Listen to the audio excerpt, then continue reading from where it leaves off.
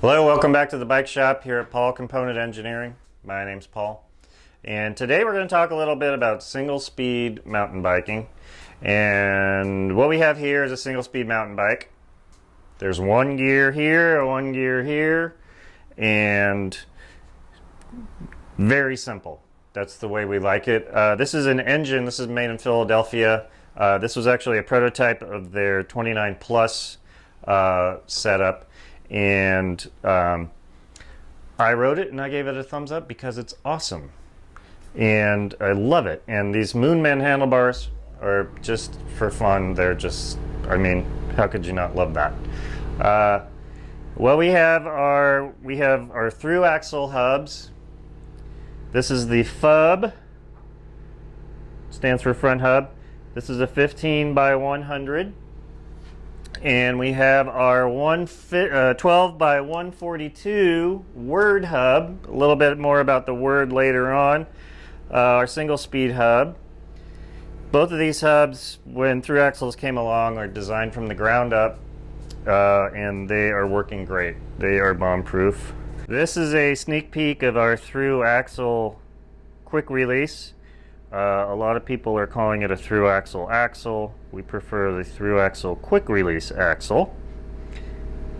Notice the lever nicely aligned with the fork blade. That's where I like to run mine. Undo it. As a usual quick release. Unscrew it, pull it out. Now this is a prototype. It's not anodized, it's a little rough. We have our sealed cam action, but the beauty of this is that it has 12 detents. So you push it down, turn it, and there's 12 positions you can put this in. Now that's so you put this in, and when you can adjust this to where you want your lever to end up. I like it right there. Of course it won't end up there now because I've disturbed it. All you need to do is set that one time, and we call that the set and forget system. A little bit of story about single speed mountain biking.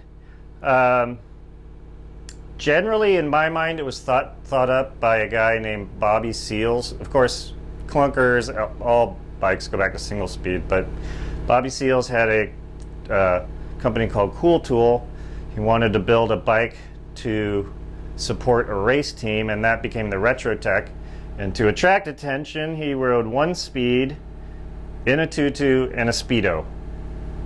And you only want to see that once. By this time, Shimano had started introducing these integrated groups, which kind of went against the get all the spare parts and throw together a mountain bike as best you can kind of motto of the early days. And they work fantastic, but you could only use them with themselves, the derailleurs and the shifters and the gears and the indexing.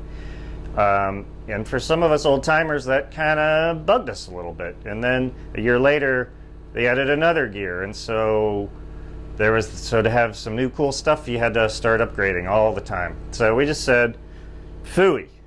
And we said, we're just gonna ride one gear, forget all that stuff.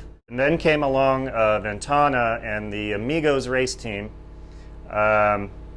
Great bunch of guys, orange jumpsuits, maybe you remember them. They put together a team with Ventana down in Sacramento, and they went single speed only. And I think that's sort of how the Spark got started. I could be completely wrong. That's how my Spark got started. So basically we've got a single speed here, 12 by 142 in the rear. Now these through axle hubs are available now. They're designed from the ground up, completely new. But back to that Ventana story, what we did was they asked for us to make them some hubs with just one gear. I thought they were insane, but we made them, and that became the Word hub, the wacky one-speed rear device, and that was the first purpose-built single-speed mountain bike hub. And the rest is history. And I suggest you build a single speed for yourself if you don't have one. Take it out on your local trails. What the heck? Put a rigid fork on it. It'll be fun. And if you can, I also recommend this 29x3, this 29 Plus system. Rigid fork and a rigid rear end. It's super fun. Lots of traction. And as always, please leave any comments you might have, and we'll see you next time.